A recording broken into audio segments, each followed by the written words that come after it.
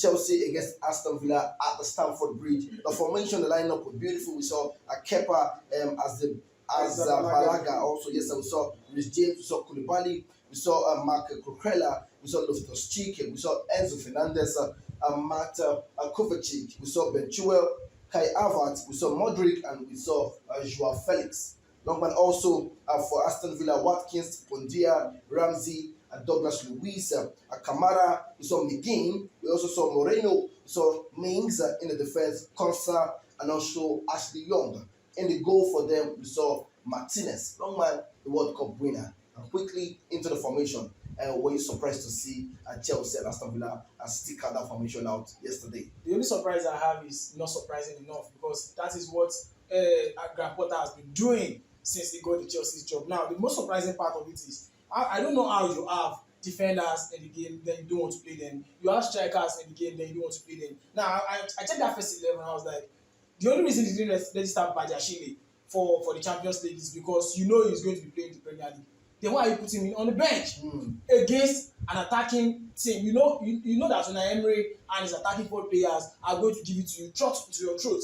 But then you are playing, you put in Badiashile, playing with James, playing Kalidou Koulibaly that is not very consistent, playing Marc Cucurella that is not also consistent at that back line, and I felt that yes, this Chelsea is going to look shaky at the defense line. And you look at that game, it looks like they were shaky. All right. Yes, straight into Aston Villa's lineup also. Were you surprised to see any changes in that team? The only changes I saw there was the surprising thing, because I expected Naimri to go to 3 at the back, but then he went full throttle by going to 4-4-2 and having Buendia, Pierre Watkins at the front line. I was like, wow, this is not looking like a team that is coming to defend at Stamford Bridge, because you are playing away to Chelsea. You are not supposed to go put all the eggs in one basket, but then Naimri doesn't care. All he wants to do was go into that game and end the 3 points, and that's what's just it. All right, straight into the match for the analysis, Longman. A beautiful piece of football from Aston Villa, but I've been having issues with goalkeeper, playing from the back.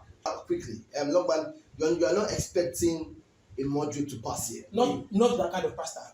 Come on. Including that price tag. With that price tag, you would not expect it to pass here. A player can lose this. Yes. But if I paid £100 million of currency to bring you in and you have this kind of chance, and you have it like Havertz, you cannot bury this yourself. Just keep that pass. Beautiful for Martinez. Kai was waiting for the pass. Beautiful. All right, guys. Yes, and quickly into the more build-up play from the Chelsea game against Aston Villa. Set up here from Jacob Ramsey. Beautiful. Straight down to this young man here. Now look at this. Yesterday's game, it was the first goal of Aston Villa that brought it to light to me that Chelsea lacked a leader at that back line. Okay. If Thiago Silva was the one leading this back line, all these things would not happen. Now let's check this out. Even before the goal, please give it to me forward. Now, hold on here. This is Kalidou Koulibaly, who is supposed to be the father of the defense, the chief security officer of the defense. Now play it forward. Okay, this is Cucurella. Yes. This is Koulibaly. Now, how will this father of the defense be out here? Why call him the father of the defense? He's the leader at the back line.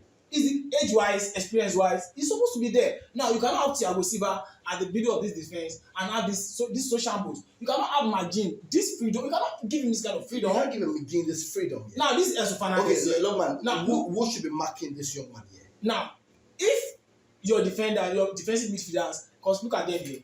You have Rhys James, you have Kovacic, you have Modric just coming in, Loftus-Cheek right there. Then the midfielders don't do their own nonsense. Okay. Now it's now the job of the defenders. You are supposed to have Ben Chilwell come in here to cover up, or Koulibaly to drive in here. Now let's see how it pans out. Just a single pass from Watkins. You have a standing line in the middle of you and the father of the defense, the CSO himself, chief security officer. This is Koulibaly here. Koulibaly has the chance to attack the ball, area draw. Hold on. I think I will give so much accolade to Watkins here, because this is a correct position of a striker. That's what the striker would do. Expecting something to happen. Miracle to create a space around that area. He was not even expecting a touch from any of the. He was expecting that the pass would come through. Touch him over here. And he go and just be with Kepa. Then you have Koulibaly who is facing the ball. Cucurella who is backing the ball. Now, as the father of the defense, Koulibaly has the opportunity to sight the ball from afar. All you have to do is tell Cucurella, say, and he leaves the ball for you, then you head it back. But then there lack of communication. Nothing was said between them. Now this one is backing the ball. Okay. If you are not noting the ball, you have two of your players. To not two here. Either here or here. It is easier for you to just give it to either James or here. Okay, beautiful. But then it is to the back. As senior man, where you be? Just cannot be in this position and not very goals. You have Mikhailo Mudryk who is fast. You have Kai Havertz who is very fast. This is Kovacic who can put in a pass that will come clean very. Which he did. Play. Which he did. Now look beautiful. At it. A very fast player. What should a Mudryk be doing here? The man with so much money. He spoke out over the weekend. He said, I will shock people that said I cannot do it. He's shocking us. He's shocking them, right? He's shocking us. Because I said he cannot do it. He's shocking me.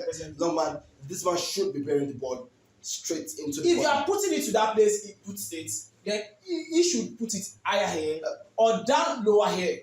You have to open your body as a striker. No man. All you have to do is just open your body. Would you say the pressure of the price tag or the pressure being on him right now to deliver for Chelsea? I think Mikhailo Mudryk just needs to calm down. He's trying to do too much for himself. He wants to convince we that he said you cannot do it in a very, very fast time. But you cannot do that. You have to just play your game, be calm, and goals will come, definitely. All right, beautiful. Yes, straight into the game. Also, Mudryk missing that beautiful clear-cut chance. Also, this is Ben Chilwell. Another chance. This team is creating chances. Hold on, pause for me, please. And look, man, I think credit goes to Graham Potter for the formation. You will see that I think this formation has panned out well for Graham Potter at the end of the day. But looking at the positioning of Loftus-Cheek and also Reece James, would you say I think that pairing was a little bit wrong? James should not be playing that formation. I said earlier when I was talking about the formation that yes, the only mistake he made was how you have defenders and you are not playing them. You have Badiashile. That's the only reason you did not register him for the Champions League is because you'll be playing him. And then you don't have Thiago Silva because he's injured. Then you're having Cucurella who is not a CB. You're having Reece James who is not a CB to come and pair Koulibaly that is not stable. Koulibaly will be shaking. So that is the only mistake I think Graham Potter made yesterday. But from the midfield to the attack, he did very well. Beautiful. All right, yes, this pass from Kovacic again to Ben Chilwell should have been a goal.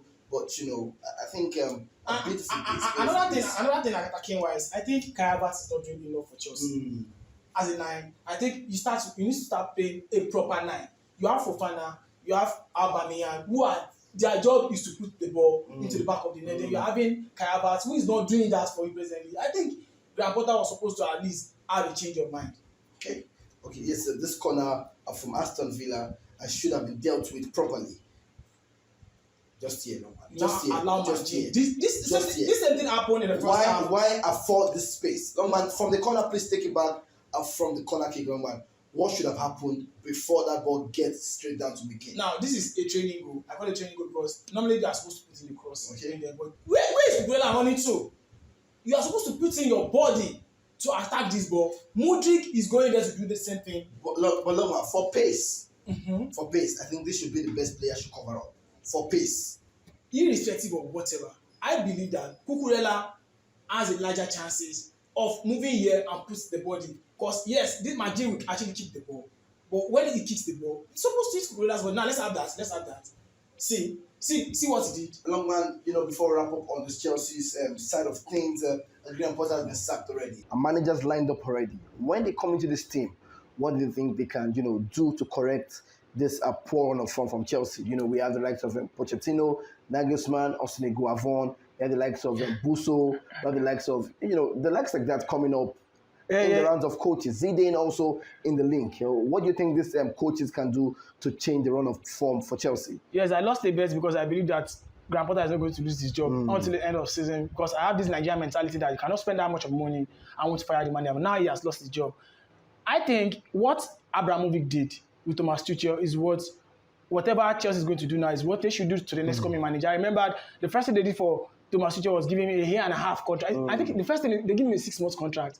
Then after that, they gave him a 1.5-year contract and extension. So whoever they are bringing in, they should just bring him and just give him like 6 months contract. Let's see what you can do for us till the end of season. Because presently Chelsea is the number 11. They are in the quarterfinal of the UEFA Champions League. They can just bring in any manager. But who are this caliber of manager that will sign 6 months contract? I think Pochettino is eager to get a return back to job. I think Antonio Conte will want to come and revenge what Tottenham and Daniel Levy did to him. And I think he didn't want to come and test the waters. Luis Enrique said last week that he wants a football club that has plans and has asked a job for him in the Premier League, that he wants to come and work in the Premier League. So I think it's all open. And as you said, Austin Eguavon, Emmanuel Amunike, and all these guys are free as well. And Nigeria's manager can actually take on the battle and take Chelsea to the next phase of their. Amazing.